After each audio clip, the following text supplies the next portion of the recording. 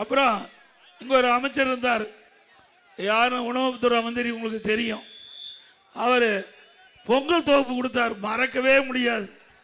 பொங்கல் தொகுப்பு நான் கூட பரவாயில்ல, அனைத்து இந்திய அண்ணா திராவிட முன்னேற்ற கழக ஆட்சியிலே கொண்டு வரப்பட்ட திட்டம், ஆக திராவிட முன்னேற்ற கழகம் தொடருது அப்படின்னு நான் கூட நினைச்சேன்.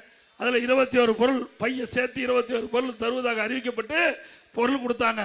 அந்த பொருளில் அந்த புளியில் பார்த்தா பள்ளி இருக்குது, அந்த அரிசியில் பார்த்தா வண்டு ஊறிக்கிட்டு இருக்குது.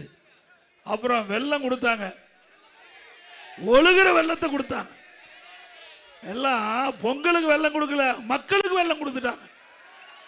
மக்களுக்கு பெரிய வெள்ளத்தை கொடுத்துட்டாங்க.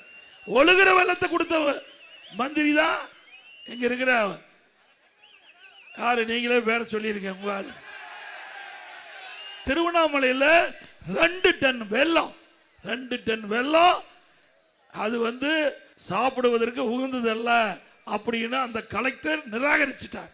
அப்படி ஒழுகிற வெள்ளத்தை கொடுத்த ஆட்சி மீண்டும் தேவையா? ஏழைகளுக்கு கொடுக்கின்ற பொருள், ரேஷன் கடையில் ஏழைகளுக்கு கொடுக்கின்ற பொருள் கூட தரமான பொருளா கொடுக்க முடியாத அரசாங்கம், அதிலும் ஊழல் செய்கின்ற அரசாங்கம் நாட்டுக்கு தேவையா?